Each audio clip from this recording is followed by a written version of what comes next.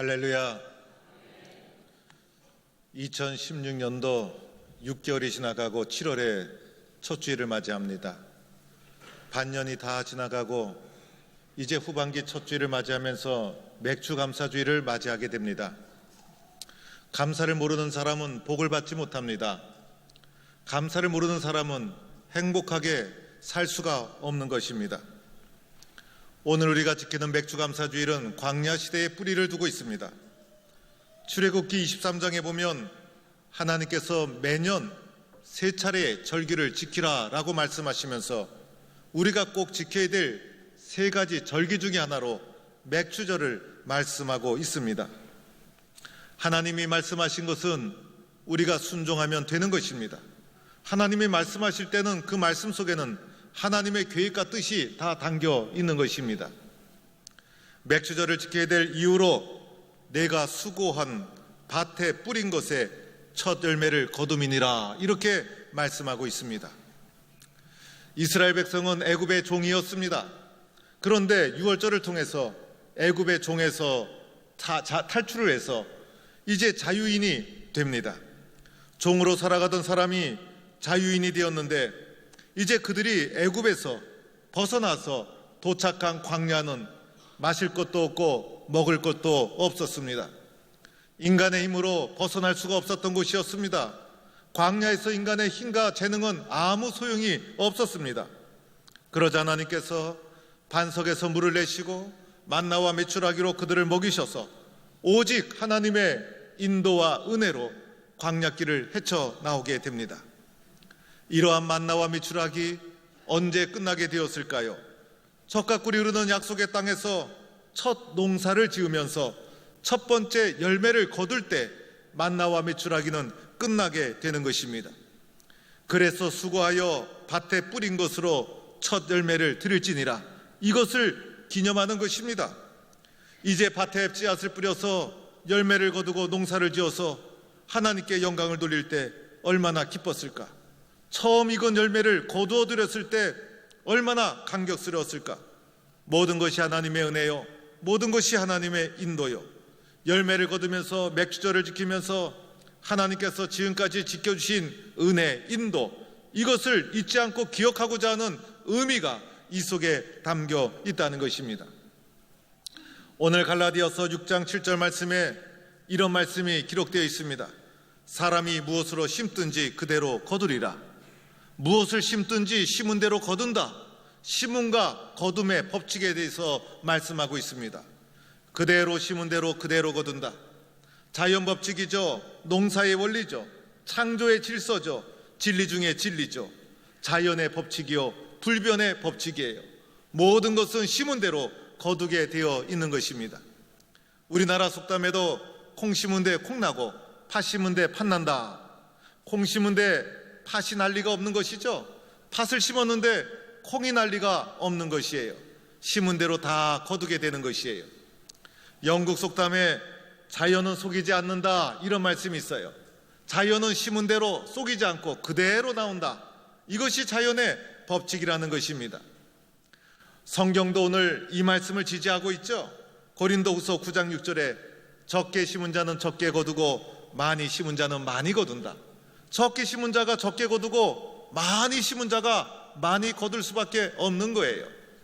시편 126편에 눈물을 흘리며 씨를 뿌리는 자는 기쁨으로 거두리로다. 울며 씨를 뿌리러 나가는 자는 반드시 기쁨으로 그 곡식단을 가지고 돌아오리로다.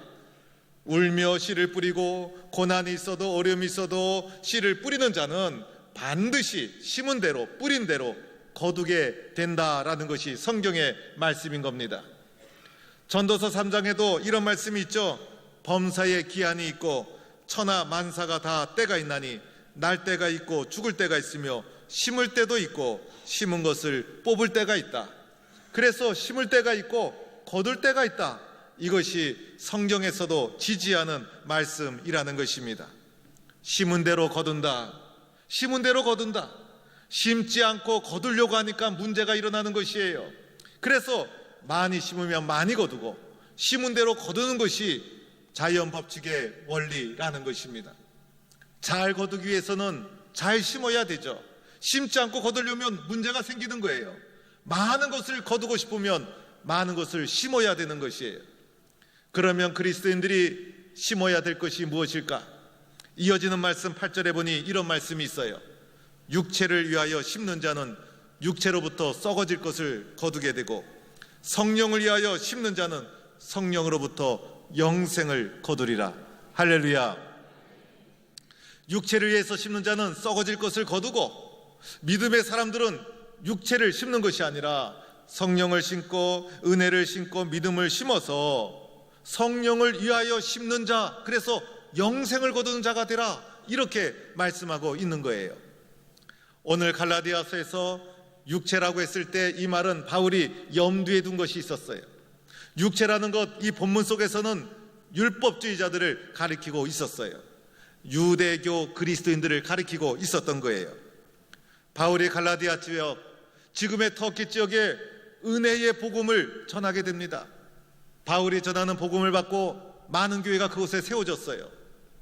바울이 떠나간 이후에 유대인 그리스도인 율법주의자들이 그곳을 지나가게 됩니다. 그러면서 이들이 믿음으로는 부족합니다. 예수님의 십자가로는 온전한 구원을 받을 수 없습니다. 더하여 율법을 지키고 할례를 받아야 합니다라는 율법을 그들에게 요구하게 됩니다. 그리스도인들이, 교회가 이 말씀에 현혹이 되어서 율법을 지키고 할례를 받고, 그리고 예수 그리스도의 십자가로는 온전한 구원을 받을 수 없다라고 그들이 생각하게 됩니다. 바울이 훗날 갈라디아 지방을 또다시 방문하게 되자 많은 사람들이 율법에 현혹이 되어 있었어요. 그래서 안타까운 마음으로 갈라디아서를 쓰면서 처음부터 율법에 대해서 정확하게 지적하면서 예수 그리스도의 은혜의 복음을 갈라디아서에서 계속 강조하고 있는 거예요. 갈라디아서 1장 시작하자마자 다른 복음은 없다 선언하면서 은혜의 복음을 속기 떠나서 다른 복음을 따라가는 자를 나는 이상하게 여긴다. 모세의 율법을 지킴으로 의롭게 되는 것이 아니다. 믿음으로 의롭게 되는 것이다. 세상의 율법을 지킬 수 있는 사람 아무도 없다. 율법을 지키려고 하면 할수록 죄인으로 결론 내게 되고 결국은 구원받지 못한 죄인으로 끝나게 된다. 예수 그리스도의 십자가의 은혜로 구원을 받는 것이고 의롭게 되는 것이다. 예수님이 우리를 자유케 만들어 주었는데 또다시 죄의 종이 되고 율법의 종이 되려고 하느냐라고 하면서 믿음의 복음을 역설하고 있는 것입니다. 사람이 그렇게 되는 것, 율법이 아니라 무엇으로 될 수 있습니까? 믿음으로, 은혜로 사람이 죄로부터 구원을 받는 것이고 의롭게 된다는 것입니다. 그래서 갈라디아서에서 은혜의 복음, 믿음으로 받는 구원, 십자가의 복음을 계속해서 강조하고 있는 것입니다. 여러분, 우리의 내면에 성령의 감동으로 예수 그리스도를 영접하는 사건이 일어나야 되는 것이에요. 예수 그리스도를 믿고 예수님이 내 안에 살아 역사해서 내 심령이 변하여 사람이 바뀌는 거예요. 내 심령의 변화 없이 어떻게 사람이 바뀔 수가 있겠어요? 율법을 지키고 겉으로 행함으로 사람이 변화될 수 있습니까? 성령의 감동으로 속사람이 변해야, 성령의 은혜로 내면의 변화를 받아야 새로운 사람이 되는 것이고 새로운 사람이 되는 거예요. 내면의 변화 없이, 속사람의 변화 없이 겉사람의 순종 가지고는 아무것도 이룰 수가 없다는 거예요. 겉으로 율법을 지키더라도 속이 엉망인데, 속이 죄악덩어리인데 어떻게 하겠어요? 그래서 속으로, 내면으로 성령의 도우심으로 예수 그리스도의 십자가의 사건을 경험해야 된다는 것입니다. 이러한 성령의 변화 없이, 심령의 변화 없이 율법을 지킨다고 해서 의인이 되고 구원을 받을 수 있는 것 아니라는 거예요. 오늘 이것을 우리에게 적용해 본다면 내면의 감동 없이, 내면의 은혜 없이 예수 그리스도의 십자가의 은혜를 체험하지 못하고 겉으로만 신앙생활하고 겉으로만 의로운 척한다고 해서 그 사람이 잘 되는 것 아니라는 거예요. 우리가 인생을 살면서 나의 욕심을 추구하고 육신의 것을 심고 이런 자는, 겉사람을 심는 자는 썩어질 것을 거둘 수밖에 없다는 거예요. 옛사람을 심으면 썩어질 것을 거두고 옛사람을 심으면 아무것도 거둘 수가 없다는 거예요. 예수 그리스도 안에서 새 사람 된 우리들, 새 사람을 신고 예수님을 신고 성령을 신고 기도를 신고 은혜를 신고 믿음을 신고, 그래서 성령의 열매를 거두는 자가 되어야 할 줄로 믿습니다. 이스라엘 백성이 광야 생활을 끝내고 약속의 땅에서 첫 열매를 거두어 하나님 앞에 나갈 때 얼마나 기뻤을까? 지난 날을 해고하니 모든 것이 하나님의 은혜예요. 첫 열매를 거두었다는 것이 믿어지지가 않아요. 두렵고 떨림으로 감격하는 마음으로 주님 앞에 나갔을 거예요. 구원받을 수 없는 우리들이 예수님의 사랑으로 은혜 받아 구원을 받고 새 사람으로 살아가려고 할 때 우리들의 심령 속에는 마치 첫 열매를 거두어서 기쁨과 감격으로 주님 앞에 나갔던 두렵고 떨림의 기쁜 마음을 가지고 새로운 삶을 살아야 된다는 거예요. 그래서 오늘 갈라디아서 6장에서는 새로운 심령이 된 사람들, 신령한 사람이 된 우리들이 살아야 될 아름다운 삶의 모습, 우리들이 심어야 될 아름다운 내용을 말씀해 주고 있어요. 1절에도 이렇게 말씀하죠. 온유한 심정으로 서로를 돌아보아라. 새 사람만이 할 수 있는 거예요. 과거의 옛사람은 온유한 심정이 아니라 상대방을 쓰러뜨려야 내가 살 수 있다는 생각을 가지고 있었어요. 그러나 신령한 우리들, 새 사람 된 우리들은 온유한 심정으로 서로를 돌아보고 잘못한 것을 용서하고 때로는 나도 그럴 수 있다고 생각하면서 자신을 돌아보는 자가 신령한 사람들이고 이것을 심는 자가 되어야 한다는 거예요. 또한 계속되는 말씀에 보면 너희는 서로 짐을 져라. 너희는 서로 짐을 지라. 다른 사람의 짐을, 다른 사람의 무거운 것을 대신 져주는 거예요. 어떻게 져줄 수 있을까요? 사랑으로 살펴보았기 때문에, 사랑으로 돌보았기 때문에, 다른 사람의 무거운 짐을 외면하는 것이 아니라 서로 지는 것, 이것이 새 사람 된 사람이 심어야 될 내용이라는 거예요. 각각 자기 일을 살피라. 자기를 잘 살펴야 되죠. 예수 믿는 사람은 자기를 살피는 거예요. 내가 누구인지, 어떻게 살았는지, 어떻게 살아야 되는지 나를 잘 살펴야 나의 책임을 최선을 다할 수가 있는 거예요. 나를 살피지 않으면 나를 모르게 돼 있어요. 나를 살펴야 내가 누구인지를 알고 최선을 다할 수가 있는 것이고, 그러할 때 자랑할 것이 있는 자가 되는 거예요. 그러나 나를 살피지 못하면 다른 사람을 정죄하고 책임을 전가하게 되어 있어요. 나를 살피는 자가 되라. 이것이 신령한 사람이 심어야 될 삶의 내용인 것이에요. 말씀을 가르치는 자와 모든 좋은 것을 함께하라. 교회 공동체의 모습을 말해주고 있는 것이죠. 말씀을 가르치는 주의 종과 사도와 삶을 살아가면서 기쁨을 함께 나누어라. 얼마나 아름다워요. 온유한 자, 신령한 자가 심어야 될 삶의 내용이라는 거예요. 선을 행하되 낙심하거나 포기하지 말라.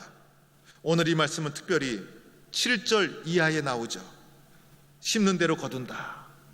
선을 행하는 것, 씨앗을 뿌리는 것과 같다는 거예요. 그런데 씨앗을 뿌린다고 해서 열매가 금방 맺혀지는 건 아니죠. 봄이 지나고 여름이 지나고 가을이 돼서 시간이 지난 후에 열매를 거두게 되니, 선을 행하되 열매가 안 보인다고 낙심하거나 포기하지 말아라. 거둘 때가 되면 반드시 거두게 된다. 이것이 신령한 사람들이 심어야 될 삶의 내용인 거예요.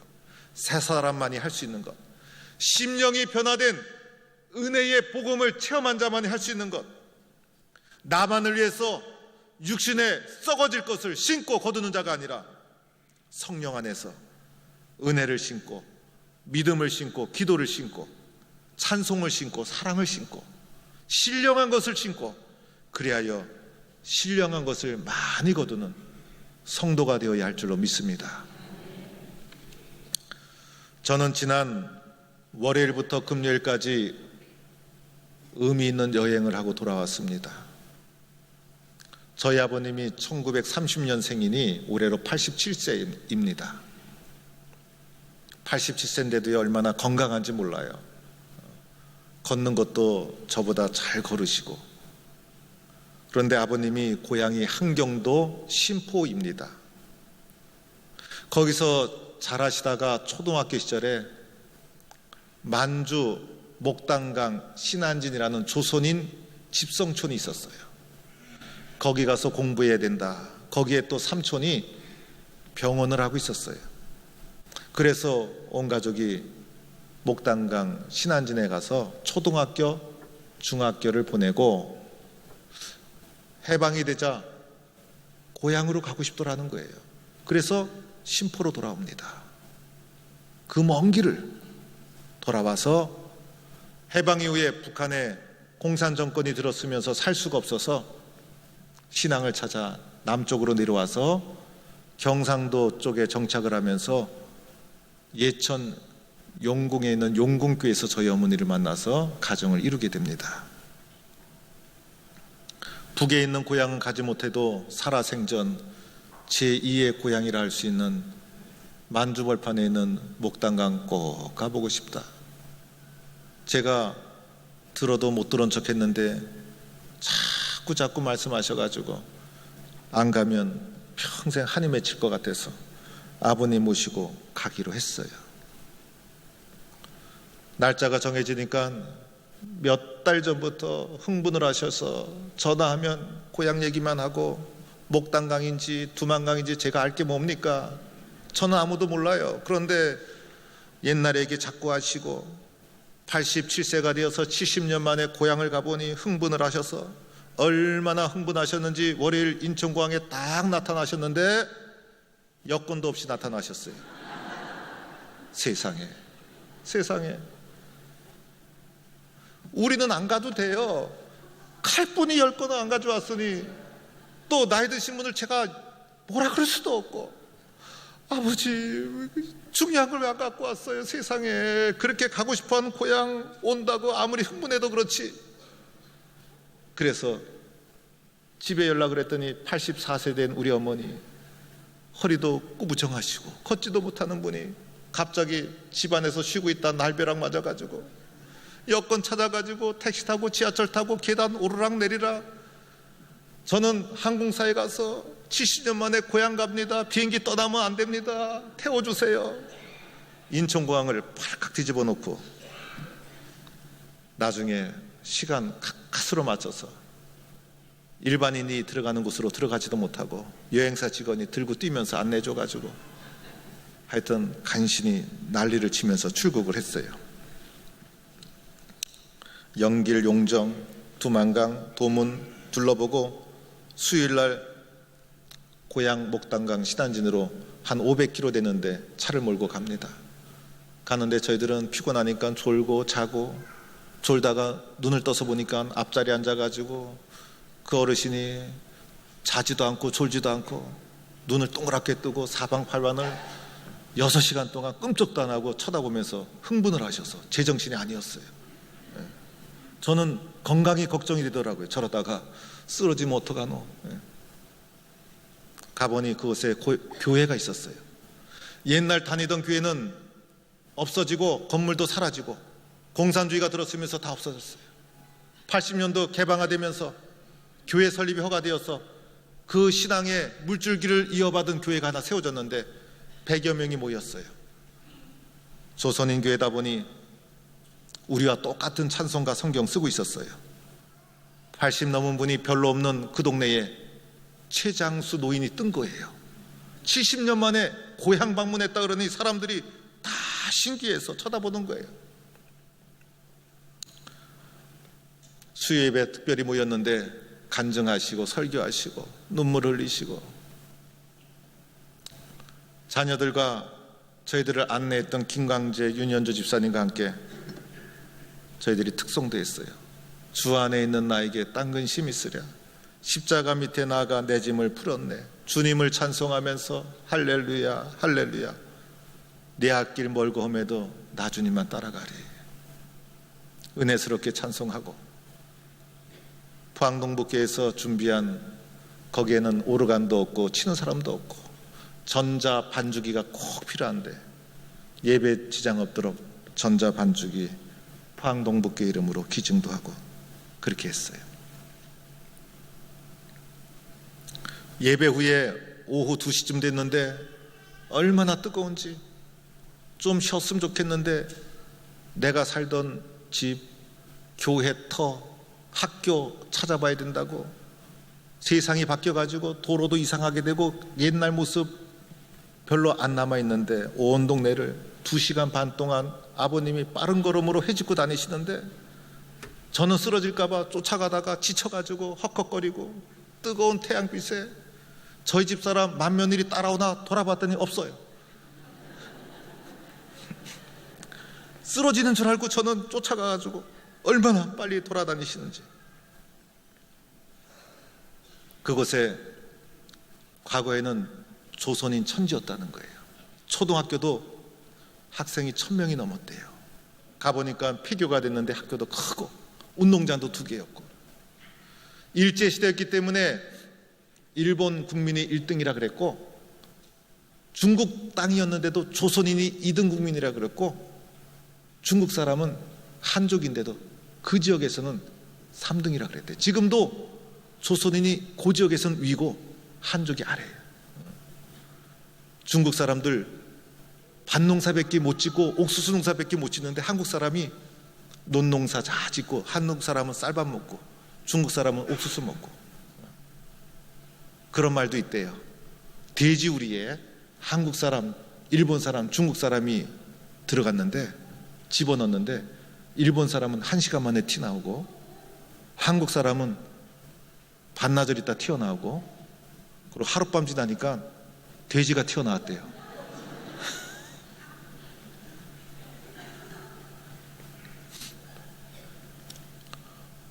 조선 사람 왜 이렇게 없어졌나 했더니 6.25 동남 때 중공군으로 징집된 사람이 만주불판의 조선족들이었대요. 다 전쟁 나가 죽고, 그 다음에 요 근래에 와서는 북경이나 상해나 큰 도시로 돈 벌러 가고 공부하러 가서 사람 없어지고 한국으로 다 돈 벌러 나가고, 그래서 그 번성했던 동네가 다 작아들어서 공동화된 시골이 되고 말았어요.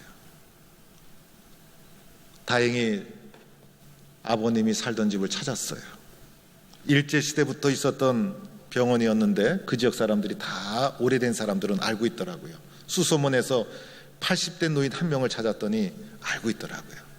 그래서 가보니까 좀 바뀌었지만은 그 건물이 그대로 있고, 아버님이 너무 기뻐하시고 눈물을 흘리시고 또 실망도 하시고 탄식하시면서 공산주의에서 이 모양이 됐다라고 하면서 한탄하셨어요. 사랑하는 성도 여러분, 지난 선거 때 기억이 남는 슬로건이 하나 있었어요. 순식간에 훅 간다. 순식간이었어요. 인생이 순식간이에요. 아버지의 삶을 보면 우리나라의 근대사였어요. 그런데 그 중국에서도 그냥 살 수 있었는데 왜 고향으로 해방 이후에 돌아왔을까? 거기서 그냥 살았으면 아마 중공군으로 6.25에 참전해서 뭐 전사하든지 아니면 거기서 그저 그렇게 살든지 그랬을 거예요. 그런데 고향으로 돌아오고 싶어서 고향으로 돌아왔다는 거예요. 고향으로 돌아와서도 이북에서 그대로 살 수도 있었잖아요. 그런데 공산주의가 실토래요. 그래서 그곳에서 그냥 살았으면 인민군으로 전쟁에 참여하든지 뭐 그랬을 텐데 월남을해서 국군으로 6.25 동란에 참전하게 되었어요. 북에서 월남할 때 아무것도 가진 것 없었어요. 빈손으로, 거지로, 깡통도 없이 그냥 내려오다시피 하셨어요. 그런데 거지가 되지 않고 하나님께서 도와주셔서 자녀들 다 놓고 잘 되고, 그날 불렀던 370장 찬송이 아버님의 간증이기도 했어요. 내 주는 자비하셔서 늘 함께 하시고 내 궁핍함을 아시고 늘 채워주시네.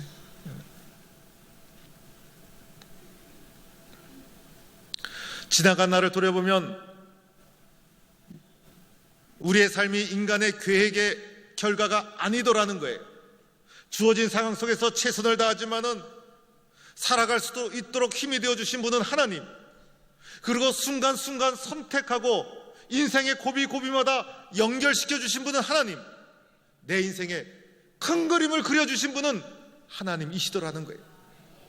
내가 그린 것이 아니었어요. 나는 주어진 환경 속에 그저 최선을 다했을 뿐이에요. 하나님이 없었더라면 오늘이 없었다는 거예요. 순간적으로 선택 한번 잘못하면 인간의 인생이 훅 갈 수도 있고, 순간적으로 선택 한번 잘못하면 우리 인생이 어떻게 될지 모르는 상황인데도 돌아보면 하나님이 우리 인생의 큰 그림을 다 그려주셨어요. 심은 대로 거둔다. 자연의 법칙만이 아니라는 거예요. 영적인 원리라는 거예요. 내가 하나님을 신고 하나님을 붙잡고 살아가면 성령으로부터 신령한 아름다운 것을 거두게 될 줄로 믿습니다. 오늘 내가 누리는 이 모든 것, 내가 심은 결과이죠. 내가 더 많은 것을 거두려면 더 많은 신령한 것을 심어야 합니다. 맥주 감사주의를 맞이해서 더 많은 신령한 것을 심고 더 많은 신령한 것을 거둘 것을 새롭게 다짐하는 성도가 될 수 있기를 주의 이름으로 축원합니다.